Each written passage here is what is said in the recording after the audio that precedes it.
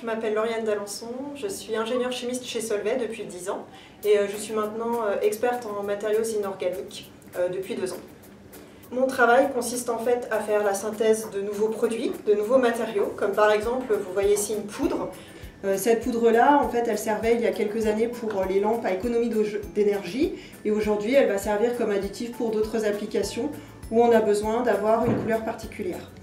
Donc on travaille aussi sur d'autres applications pour l'énergie, comme par exemple les piles, le type de batterie que vous pouvez avoir dans un téléphone mobile. Donc là encore, on va synthétiser en fait un matériau inorganique qui va avoir les bonnes propriétés pour cette application de batterie. Et enfin, un dernier exemple, on peut aussi avoir ces additifs inorganiques, on peut aussi les incorporer dans un autre matériau, comme par exemple dans ce film polymère, où on a incorporé un matériau qui va apporter une propriété anti-UV pour un panneau photovoltaïque. Vous voyez ici, pour protéger en fait le panneau photovoltaïque de la dégradation des UV. Donc j'encadre aujourd'hui une équipe de 6 personnes avec 2 techniciens, des étudiants qui peuvent être des stagiaires ou des alternants, des intérimaires et puis partiellement des étudiants qui sont en thèse ou en postdoc. Donc mon métier en fait consiste à définir donc, des projets de recherche et à travailler à l'élaboration des matériaux. Donc en fait j'encadre une équipe de personnes qui va faire les manipulations, mais je démarre toujours avec eux dès qu'il s'agit d'un nouvel équipement ou bien d'un nouveau sujet, les premières manips dans le laboratoire. Donc la première étape de notre travail, c'est aussi de collecter des idées, donc d'échanger aussi en interne, mais aussi avec des chercheurs en externe. C'est pour ça qu'on va à des conférences, c'est aussi pour ça qu'on lit beaucoup de bibliographies, pour qu'on puisse échanger autour de ces idées. C'est aussi pour ça qu'on a des collaborations académiques avec des laboratoires académiques qui peuvent se traduire aussi par l'encadrement en commun de thésards. Donc dans un nouveau projet, concrètement, on va commencer par faire des premières manips au laboratoire, par regarder les performances du produit. Et puis dans un second temps, si les performances du produit sont les bonnes, c'est-à-dire qu'on a caractérisé le produit avec nos équipements et qu'on a fait des premiers tests applicatifs, on va ensuite pouvoir changer de taille.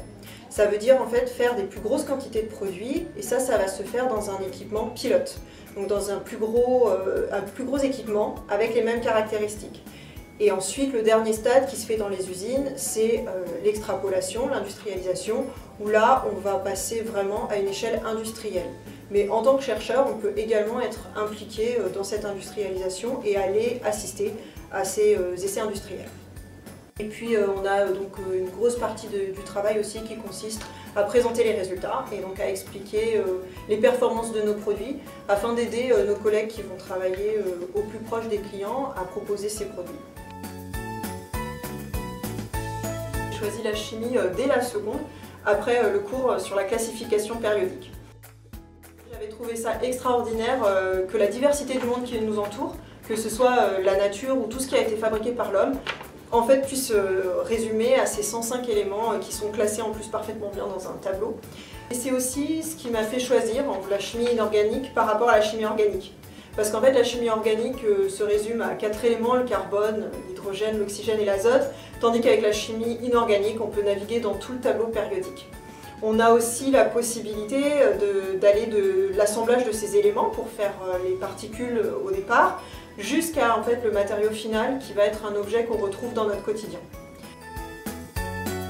J'aime aussi beaucoup cuisiner et puis l'art, l'architecture et créer et dessiner. Et donc ça a dû aussi beaucoup m'influencer dans le choix de la chimie parce que finalement, à une échelle plus petite, c'est ce qu'on fait également.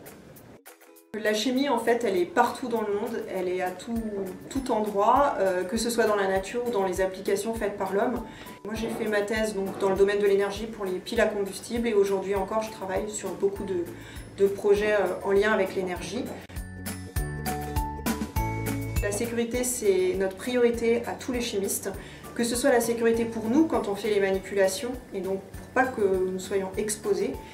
Et puis ensuite, on réfléchit aussi à comment éliminer les produits toxiques de la vie quotidienne de tout le monde et à trouver des solutions de remplacement. Donc beaucoup de nos sujets sont en fait fondés sur la recherche de produits qui vont être moins toxiques et moins polluants. Chacun a un rôle à jouer dans le monde autour de nous, mais avec la chimie, on s'en rend compte au quotidien.